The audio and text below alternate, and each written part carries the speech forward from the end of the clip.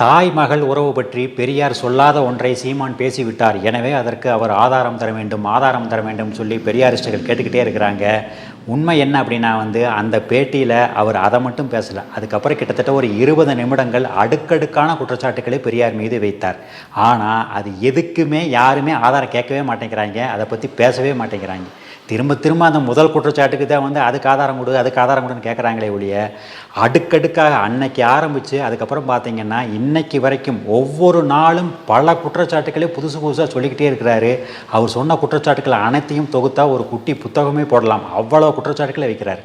எதுக்குமே ஆதாரம் கேட்க மாட்டேங்கிறாங்க, மறுப்பும் சொல்ல மாட்டேங்கிறாங்க, அதை பற்றி பேசவே மாட்டேங்கிறாங்க.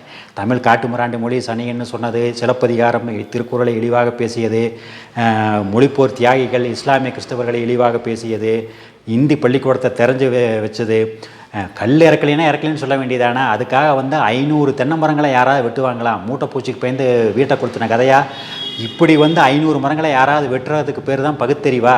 இவர் தான் உங்களுக்கு அறிவு கண்ணை திறந்து வச்சாரான்னு கேட்குறாரு. யாருமே பதில் சொல்ல மாட்டேங்கிறாங்க.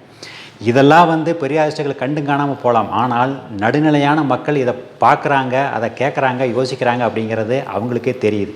பெரியாரிஸ்டுகளுக்கு இருக்கிற எரிச்சல் என்ன அப்படின்னா, இப்படி ஒவ்வொரு நாளும் வரலாறை தோண்டி தோண்டி எடுத்து ஒவ்வொரு பர்னிச்சராக சீமான் உடச்சிக்கிட்டே போகிறாரே அப்படிங்கிற எரிச்சலும் கலக்கமும் பெரியாரிஸ்டுகளுக்கு நிறையவே உண்டு.